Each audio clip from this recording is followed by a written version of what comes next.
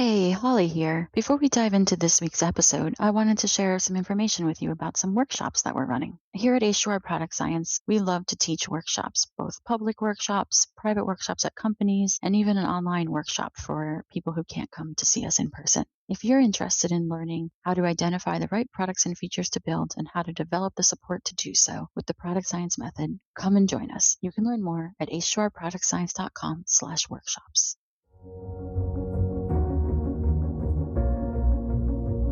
Hi, and welcome to the Product Science Podcast, where we're helping startup founders and product leaders build high-growth products, teams, and companies through real conversations with people who have tried it and aren't afraid to share lessons learned from their failures along the way. I'm your host, Holly Hester Riley, founder and CEO of H2R Product Science.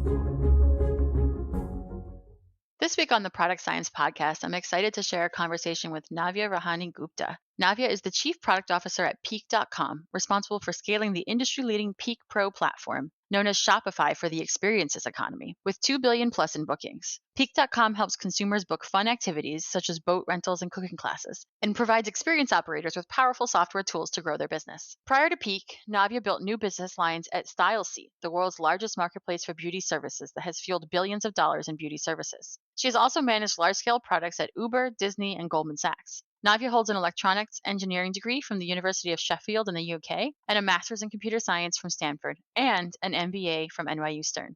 Welcome, Navya. Thank you, Holly. Thanks for having me here. Yeah, I'm excited to have you. That's a lot of degrees. How did you end up going for those different types of degrees along the way? Short story, I'm a nerd. And longer story, I would say that I always had a passion for technology. When I was 15 years old, my dad got us our first computer, and I started programming quite early. And I knew that I was interested both in the hardware and the software side of technology. So I figured I should go first figure out how things work and get an electronic engineering degree. But I knew that I wanted to get a master's in computer science. So that was pretty clear to me up front. But as I took my first role and started to work on Wall Street, at that time, I knew that I wanted to understand the business side of things better. And that inspired me to get an MBA, which, there are lots of mixed thoughts about whether you should get an MBA or not. Definitely benefited from that experience, especially doing that part time while working for Goldman Sachs. So it was pretty intense to work on Wall Street and get an MBA in the evenings, but definitely learned a lot that I still continue to use in my day to day. Yeah, and I actually teach at NYU Stern, so I have a lot of students who are doing that sort of thing as well. It seems like a lot of people go through that when they're looking to grow out of just finance roles into tech roles. At the time that you were there, was that the case as well, or is that sort of a shift? For sure. I would say the MBA has been, generally speaking, very helpful when you're trying to navigate to a different career. So, definitely, all my peers at Goldman Sachs had similar intentions. But outside of understanding more about the business and getting more into tech, I really benefited from creating a network of people that I still stay in touch with. And that's the huge, huge plus for getting a business degree. Yeah, absolutely. That's one of the big things they say is that that network that you build is really strong. So tell me more about how you came to this chief product officer role. What are some of the steps along your journey? Yeah, so I'd say the big inflection points were, first of all, knowing that I wanted to get into product. So at that time, while I was working on Wall Street, I started off as an engineer, but I knew that I liked product, even though product wasn't a career. I knew that I wanted to sit down with customers. I used to work in the Jersey City office and constantly want to get on the ferry and get to New York to sit next to my customers who were in the New York office. Also, when I was working on initiatives, I knew that I enjoyed the discovery process a lot better than actually doing the coding myself. So I almost created a product role for myself on Wall Street at that time, not knowing that I was doing product. Obviously, there was a lot for me to still learn. As I transitioned into the tech side of things, I truly started to appreciate what product means and the value that product brings to the company and the business. So it has definitely been an evolution of me getting to know product as I've navigated different industries. after Wall Street, I worked at Disney. So very different world to work for Mickey Mouse than Wall Street, and then worked at Uber for a while, and then in beauty, and now at travel. So this next inflection point was definitely getting from product leadership to product executive leadership, right? And that came when I was a director and I started to really understand what VPs do and the C-suite does. I was just intellectually very curious about how decisions are made at the C-suite. So I have to say again, I created the CPO role by working very closely with the founders at Peak, knowing that that would be something that was aligned with my career goals, but also something that the company was ready for as they were seeing the growth in the business. So how did you identify that the company was ready for that role? Yes, it started with research of understanding what a CPO does. So I had to educate myself, did a lot of reading. I started with research to understand what a CPO does and what does a CPO bring to the C-suite table. So spent some time doing that, talking to CPOs, following CPOs. There are not that many in the world. So really following them and understanding myself, what I could bring to the company. And then secondly was educating the founders. So there's typically, they would say, when you're in double-digit $1 million of revenue, that's typically the time when you would start to bring in the C-suite. So ultimately, I had to show that I was ready for the role, but also train the company on what the power of having a CPO would mean for the business. Yeah. And what are the key powers that having a CPO means for the business that you see? Yeah, so I'd say the key difference between a VP of product and a CPO is that as a CPO, you're making decisions at a company level, not just at the product level. So you really need to understand the end-to-end business. So you're talking way beyond product. You're really understanding what each executive brings to the table, what keeps them up at night, how are you looking at productivity, accountability, and metrics through the entire business, and then being that person at the table who says, how can product help? So you're no longer responsible for your product KPIs. You're saying, how can I make the entire business successful? Which means, what is the work that the product team can do to drive more sales, to drive more retention, to actually understand what keeps the CFO up at night? So that's been the transition, and I've really enjoyed it. I've really enjoyed the learning experience of going beyond product and taking the entire C-suite team and making that my team, as opposed to the product team being considered as my team. Yeah. It reminds me a lot of a previous guest was Tommy Forstrom, and he was talking about product executives being executives first and product leaders second. That once you make that shift, you're really up at the executive level before you're a product person. Has that been true for you? Totally. It is your first team is your C-suite, definitely. Yeah. So, one of the things that we talked about is that you have had a really great experience recently talking about the ROI of product initiatives at the board meetings. So, I'd love to hear more about that. What was sort of the situation that led to this conversation and how did you navigate it? Yeah, so we're definitely living through interesting times, to say the least. And especially in tech, every company is understanding how to drive profitable revenue growth. And we're at this time where CPOs should be thinking about that. They should be thinking about how to make their team productive and also how to be building a culture where every person in the company is taking ownership of driving profitable revenue growth. So that's something that's been top of mind for several months. But we had a board meeting coming up, and I knew at that time what I would be answering for the product team isn't just, hey, this is what product did relative to what we were expecting to do, but really explaining the story around this is the investment that we're making within product right now, and when do we expect to see the returns? So it was a very difficult question to answer. I looked around for frameworks and, in fact, found tons of great articles about why you shouldn't measure product ROI because product is long term. And in many ways, it's the qualitative side of product that actually makes the role special. Like you're making decisions based on truly, truly understanding the customers. So you have to stay qualitative for a long time while maintaining that long term vision. So it was a very tough question for me to answer, but I knew that it was also important for me to get there. So I definitely did not sleep for a week. So First off, what you did not do, there's the anti goal. Yep.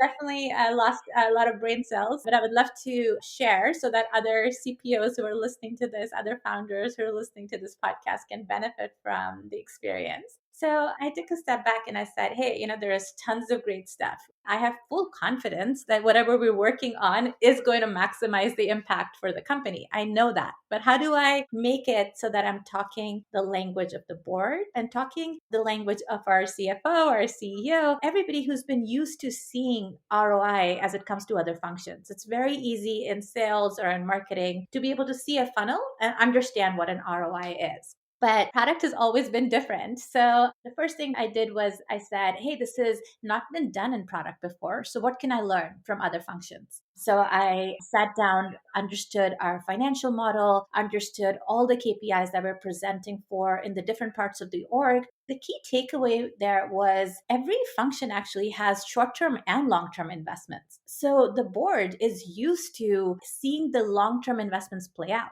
But there are ways that you can quantify the work that you're doing to see the short term impact. So that was number one. The number one takeaway was, okay, Navya, you need to be able to be okay that not all the long term investments will play out in the next year, 2 years.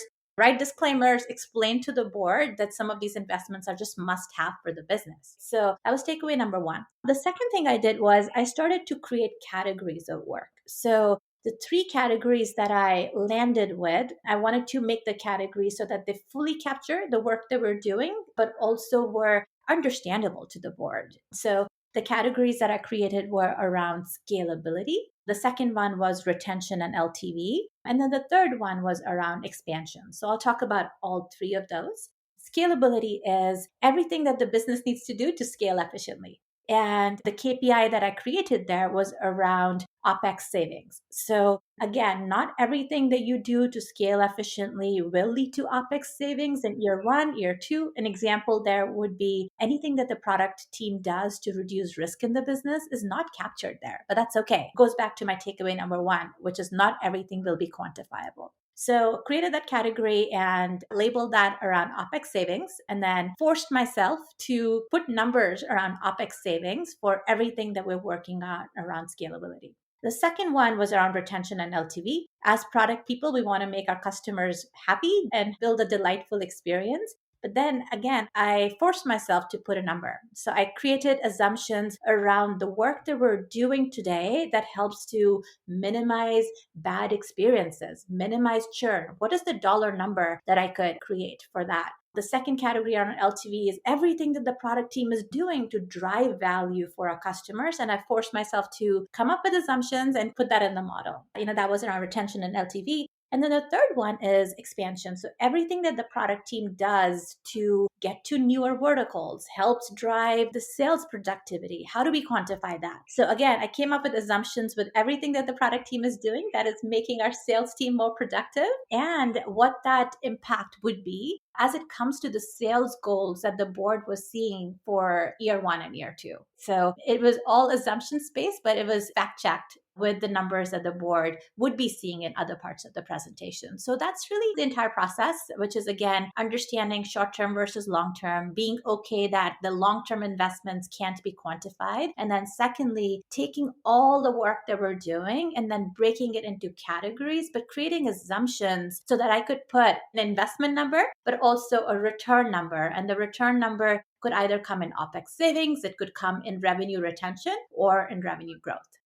Mm-hmm. Could you pick one of the areas that you came up with this number in and dive a little deeper into what were some of the assumptions that you made and how that played out? Yeah, let's see. I'll actually talk about scalability because that was the hardest one. So it's the hardest thing to quantify for reasons that I mentioned. So there are must-haves for the business. You absolutely need to keep the company secure, safe, and reliable. So it was the hardest part of my job there. The way I went about it is I looked for initiatives where we created automation and used technology to drive cost saving. So if there's work that you're doing, that would mean that we don't have to add headcount. What is that? If it's making a team 5x more efficient, let's put numbers around that. So look for categories there. The second thing was, what are the things that the product team does every day to drive productivity? We're used to looking at engineering velocity and something that most engineering teams do, but there's work that product teams constantly do to drive up our velocity. And what we don't do is quantify the impact of that.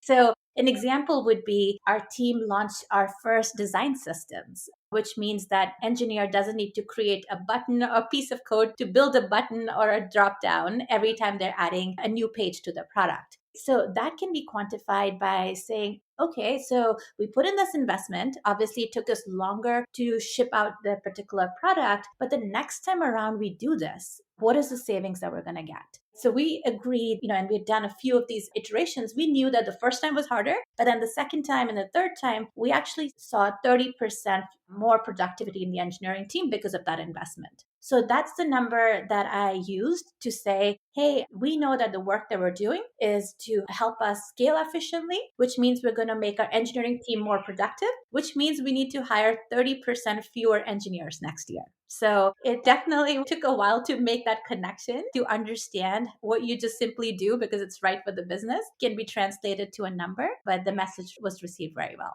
Excellent. Maybe it's interesting, or maybe it's from my own background. I've spent a good amount of time working with dev tools, so I feel like I've often been in that calculation. I'm curious to hear about some of the other ones as well. So maybe you could share, what was the first category? Scalability, retention, and expansion. Yeah, I'd love to hear more about the expansion one because I think that's a really interesting area where people are always putting numbers on how they think expansion is going to go, but how do you actually come up with the right numbers? Yeah, definitely. So that was, again, a challenge, right? Because ultimately, product is building for the long term. So we're building the product so that the customer's problems are being solved the right way. And then the sales team is continuing to benefit from that. So, how can you quantify the work that you're doing this year, this quarter, as it comes to dollars gained in the following quarter or the following year? So, what I went about doing was we did an exercise to say, hey, sales team, let's sit down and talk about all the features that we have launched in the last year. And we know that a subset of them helped you get more efficient, helped you drive productivity. And let's start to ballpark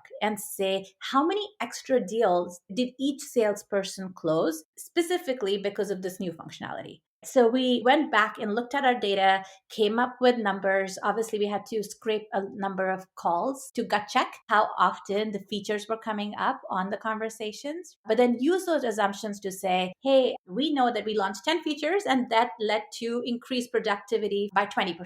So that was a baseline that we created. But then looking ahead, we are obviously very excited about everything we're working on as it comes to future growth. Let's actually come up with a number on what that 20% would look like in the next year and the following year based on the product roadmap. So our product roadmap, let's actually come up with assumptions. And we were easily able to come up with assumptions that meant that the sales team's productivity would continue to double because of our upcoming initiatives. So those were the assumptions that led to creating the model. And then again, it had to tie exactly to the financial projections that the board was seeing. So taking the numbers and saying, this is the revenue growth that we're planning to see. Out of that, 20%, 40%, or 60% of them can be attributed because of the product investments. Yeah. So one of the things that you said in there that just caught my attention was scraping calls to figure out which ones had talked about certain features and benefits. How did you mobilize to do that? Is that a thing that's just normally a part of the process in your team, or was that like a special effort in order to come up with the ROIs?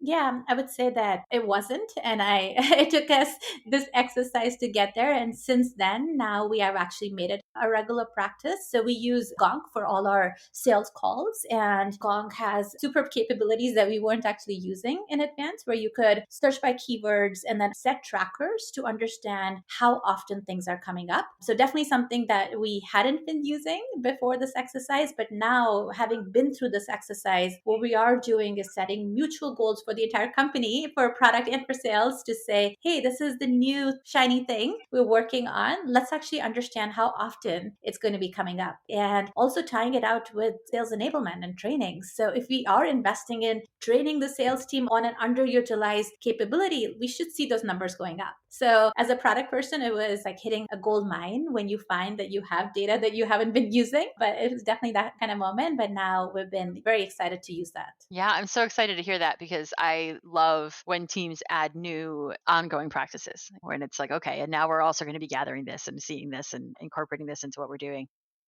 Hey, so I'm going to interrupt us here for our first ever sponsor. It's Product Board, a software for product managers. I'm going to share throughout the season different conversations that I've had with product managers at Product Board so you can hear a bit about how they handle product discovery, road mapping, product strategy, and more. In previous episodes, we introduced you to Sophie Lalonde, Group Product Manager at Product Board. She shared her approach to a product decision she was facing, and now she'll share what happened when she beta tested the solution they built. Which problem do we want to solve first? Do we want to solve this idea of getting up to speed on customer context, which is more helping our core persona, the product manager?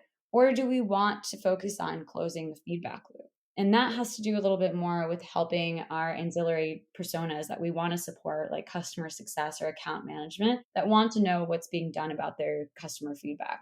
We really wanted to make a hypothesis in order to truly guide the solution. And so we decided to go with getting the customer context to really help our PMs. So that was our hypothesis. But what's fun is, okay, now we've gone to beta with what we call the customer board. And I think our hypothesis of the problem that we wanted to support was wrong. I think it was actually the other one. We asked everybody, why are you using this? And what were you hoping to get out of it? And in fact, closing the feedback loop was more important. And so that's just allowing us to come back with a different lens and say, maybe we should solve it for this problem a little bit more in this iteration. Being able to say not all product decisions are perfect is really important for progress. So that's when Sophie learned that her hypothesis was wrong. Listen to future episodes to learn more about how she handled that. Now, back to our interview.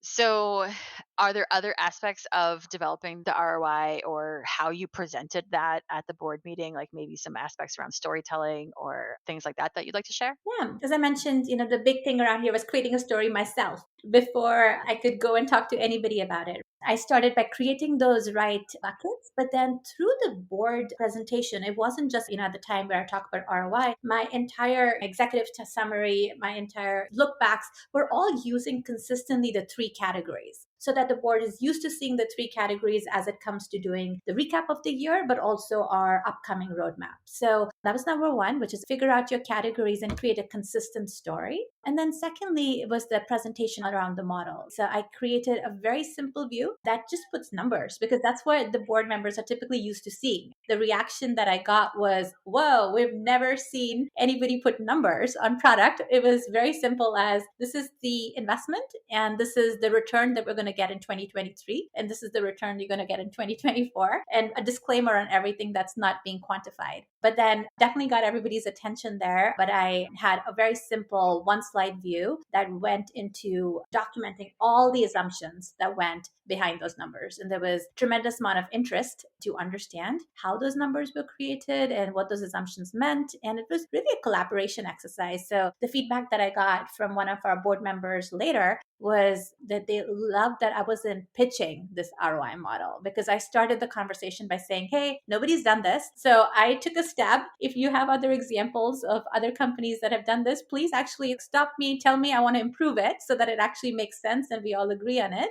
But then it felt more of a collaboration exercise, which was very well received across the board. Yeah, that's awesome. And I think it's not that often that I hear about conversations with the board feeling like collaborative exercises. So I think that's awesome when that is the case. So, what are some of the outcomes that you expect from having done this analysis and sharing it with the board? Where do you think that's going to go in the future? Yeah. So the big aha for me and for everybody was, hey, we've now created this model. How do we change the thinking on a day-to-day, week-to-week basis so that we're actually going back and making sure that we're still in line with the assumptions, understanding if those assumptions were the right assumptions or not. So an exercise that we started to do in our team is we have an end of week ritual where everybody in the team figures out what they did and then shares and writes an email update to the rest of the org to talk about all the activities, because on a week by week, it's a lot of activities and less outcomes. And now what we've started to do is we've started to map all the activities to those three categories so that we can see that the work that we had planned to do is still broken down in terms of the investments the same way. But we also now, for our roadmap, we have targets for every single team, every single feature that maps to that ROI model. So working on that very closely. I would love to do a follow-up in 3 or 6 months and tell you how bad my assumptions were. Lessons learned along the way, but definitely it's helped change the thinking to an ROI mindset, especially something that's so important at this time. Yeah. Yeah. Especially, right now, I think just in case anyone's listening to this at a different time, like listening to an older episode or something, we're speaking in late 2022 and the economy is not looking great for tech industries right now. And I think people are really interested in ROI, in actual, business outcomes from the work that we do, which should have always been the case, right? But obviously, in certain times in the cycles, things get away from that a little bit. Yeah. I would love to have this conversation in 2 years and then look back and say what we thought would happen. Yes. And the predictions on when things will be better than they're today. But definitely, it's a state of the world at this time. Yeah, yeah, absolutely. So, how do you see this affecting the way that your teams do their work? You mentioned that they're tying things back to the three areas that you outlined. What do you envision for tracking and looking at? I guess the big question that comes to mind is what happens when something doesn't go as planned? In some area, you don't hit the ROI targets. What do you expect? How will that be managed? And as you would expect in product teams, we are constantly doing retrospectives and constantly understanding what we could improve as we learn more. So one of the things that was immediately a learning, even as we looked at the first few weeks of doing this, was setting up mutual goals in the company. So if you think about a product-led growth company, product can drive the revenue targets directly. But when you're in a company where you have the sales motions, you're actually dependent on sales to sell the product that you're building, and you need marketing support. So it is really a whole company rallying around driving revenue. So what we've started to do now is we're already setting roadmap targets for the product team, but also the sales team. So an example would be product would build 3 features, and that would immediately, not in the long term, immediately drive this much revenue. So that was a key learning that has come from even a few weeks of doing this, and something that will continue to run into retros. The other big thing I should call out is it would be very, very short sighted for any company to try to do this and not maintain the long term vision. So I should clarify here that everything that we're working on, we're tying ROI next to it, but we are continuing to invest in what I'd mentioned, those long term initiatives, knowing that we won't be able to quantify or realize the returns in year one or sometimes even year 2 or 3. So I don't want the takeaway here to be only built for the short term because that's not what product people should be doing. But yeah, there'll be a lot of retrospectives, I'm sure. Yeah, absolutely. Do you have any different formats or practices that you use for retrospectives at that level as opposed to the standard sort of Scrum Agile retrospective? We've tried, they're all pretty much the same. And the agile retrospective works. Sometimes we switch it out by talking about the good, bad, ugly.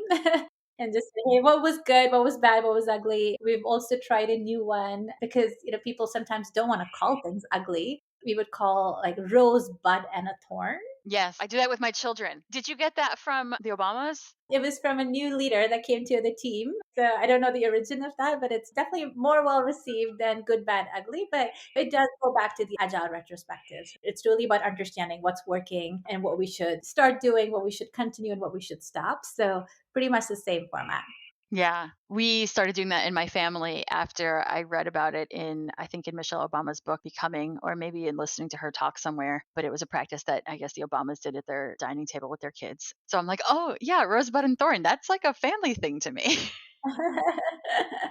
Been helpful for your family? Yeah, it's been fun. It gives us a way to hear a little tidbit about what the kids are excited about and what they're not happy about, and just a different spin on the how was your day question that so commonly gets discussed. Yeah, I'm going to try that. That's a great idea. Yeah. And on that note, I see behind you, our listeners obviously can't see, but you have a lot of pictures that look like children's art. Who is the artist? So I have 2 kids. Zoya is 5-year-old, and my little son Zubin is 2.5. They definitely love to produce art for their mom's office. Uh huh. It creates a changing new virtual background for me, which is always fun at work. Yes. Yeah, that is fun. What has your experience been like going on this journey of a product executive while you've got young kids? Definitely been a journey. I think journey is a great word to use in this context, but it's forced me to more ruthlessly prioritize my time.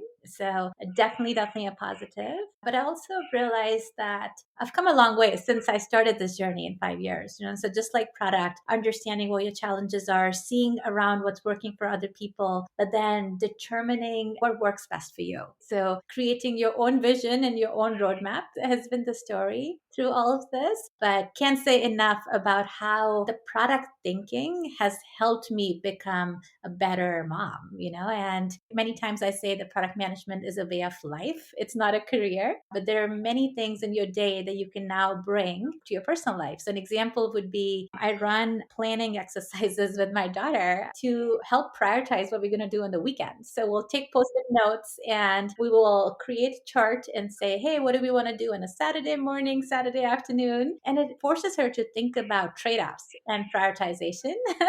So I can't say enough about product being the winner here. Yeah, that's fun. Okay, so the thing that's making me think of is I've run retrospectives with my family and my kids, and we tried doing it once when my kids couldn't write yet. And so we had them like draw pictures. And so I'm curious, like, how are you doing that prioritization with a 5-year-old? Because she might not be writing much. Yeah, it's definitely with pictures. With my really, really bad drawings, I'm not as creative as definitely with drawings, or with even now she started to identify characters. So we would say something like Christmas tree, and then we would put a C there, and then she would know. That's what we're talking about, going and seeing dancing Christmas trees, which we're actually going to go check out tonight. Really excited. Dancing Christmas trees? Yeah. What? I will know more today, but it's a special event in San Francisco tonight. Oh, okay. Interesting. That sounds fun. I hope you have a great time.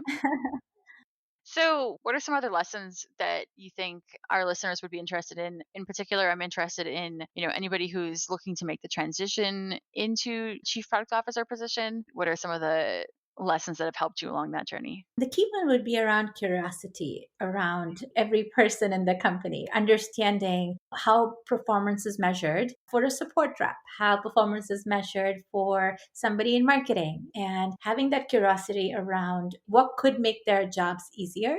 And that's something that it comes very naturally to product people, right? We're used to working with different teams. We're used to speaking their languages. But again, it was that transition around how can I help, which, I had to learn. I would typically show up to a meeting and give my updates. And now I definitely listen more to what people are doing. And then always thinking about how can product help. So that would be my lesson. That would be the tip that I would love to share with people who are trying to get to the C suite. In addition, try to spend more time really understanding what the CFO, the CEO, the CRO, the CMO are actually talking about. Because a lot of times when you start to understand their day to day, you'll be in a much better position to be able to be an ally for them. So, how does a person in that position learn more about the interests and challenges and outcomes that the people like the CFO care about?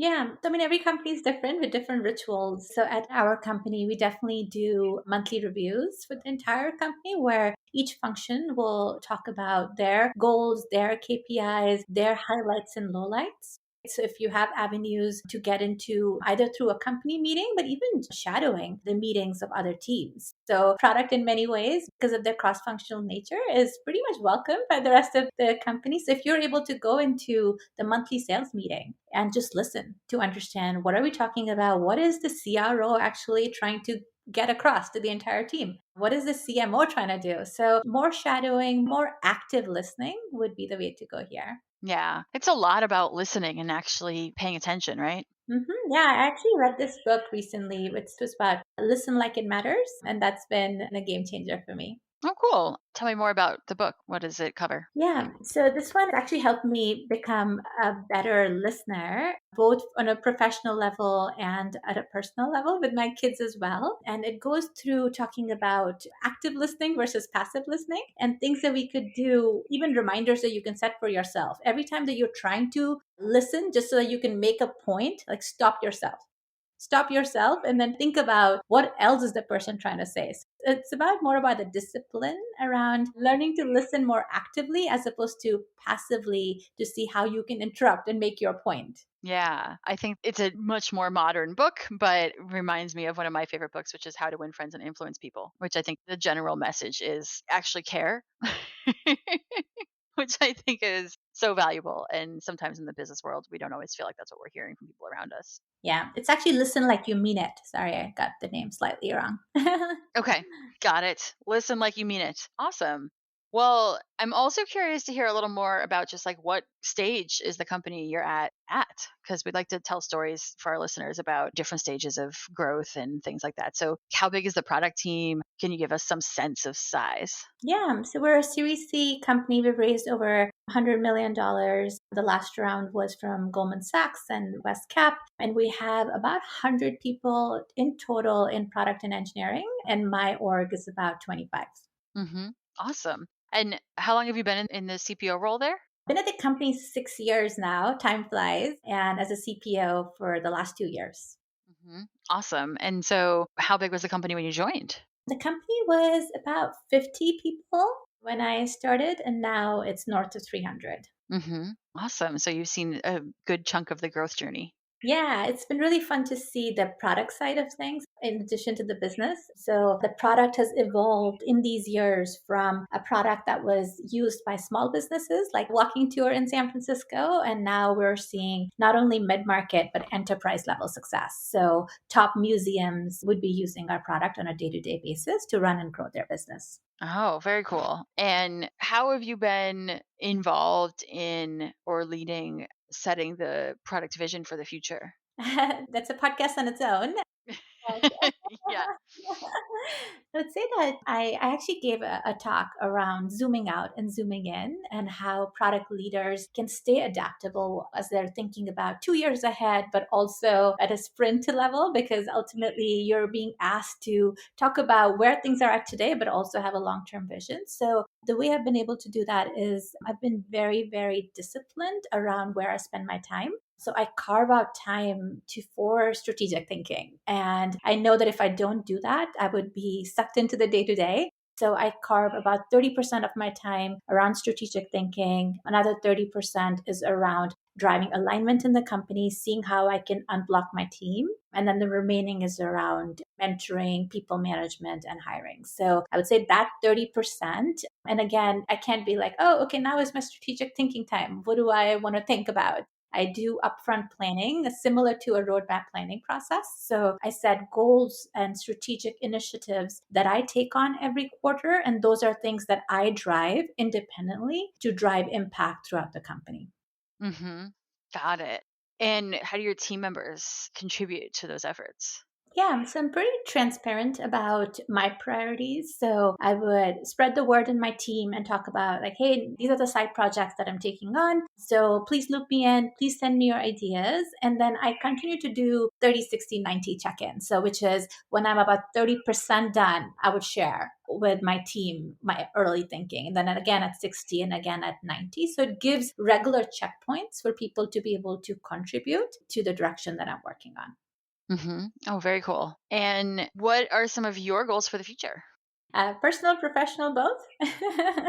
Professional to start. So I want to spend, to my 30% time, I definitely want to find ways to drive greater impact. So I have some initiatives that I've mapped out, but I also want to get back to doing more of the listening tours in the company. That's something that I used to do quite regularly. So it was a quarterly cadence where I pick 25 people in the company, meet with them, hear about their challenges, but something that I've lost the discipline for in the last year. So definitely want to continue focusing on the strategic side of things, but also to my point about listening, resuming my listening tours next year. Yeah, that's awesome. I think listening is so valuable. What about personal goals? Personal goals. I want to teach my daughter to write, and such a struggle. I have the worst handwriting in the world, and I want to make sure that she is writing better. And she's not landing up like her mom. So that's an immediate Q1 goal for me. Mm-hmm. Yeah, we always have some things that we hope our kids won't follow in our footsteps on, right? Totally. Yeah. Well, this has been really fun. It's been great talking to you. Do you have any other things that you feel like you wish you'd gotten a chance to say that we haven't covered? No, this was actually, we covered a lot, surprisingly. I'm available if anybody who's listening wants to dig in further to understand how the ROI model was built, how to work with the board members. I've definitely, focused on that over the last few years, what it means to be a CPO. If there are topics that resonated that people want to dig deeper into, I would be happy to have a conversation. I can be reached via LinkedIn. Okay, great. And is there anywhere else people can find you or just LinkedIn? LinkedIn, I'm pretty good at responding to LinkedIn messages. Okay, you got it. Sounds great. We'll make sure this in the show notes as well, so listeners can just click on that if they want to find you. Thank you so much for your time today, Navya. It's been a pleasure talking to you. Thank you, Holly. Thanks for having me. Hey, Holly here. I hope you enjoyed listening to this week's episode as much as I enjoyed making it. I wanted to share with you that at H2R Product Science, we run lots of workshops, and we'd love to have you join us. We teach the Product Science Method, a step-by-step process for evaluating product opportunities and laying the foundations for high-growth product development. We help product leaders and startup founders identify the right products and features to build and develop the support to do so. We do this at private workshops. We also do it at public workshops, both in person and online. If you'd like to learn more, check it out at h2rproductscience.com/workshops. The Product Science Podcast is brought to you by H2R Product Science. We teach startup founders and product leaders how to use the Product Science method to discover the strongest product opportunities and lay the foundations for high-growth products, teams, and businesses. Learn more at h2rproductscience.com. Enjoying this episode? Don't forget to subscribe so you don't miss next week's episode. I also encourage you to visit us at productsciencepodcast.com to sign up for more information and resources from me and our guests.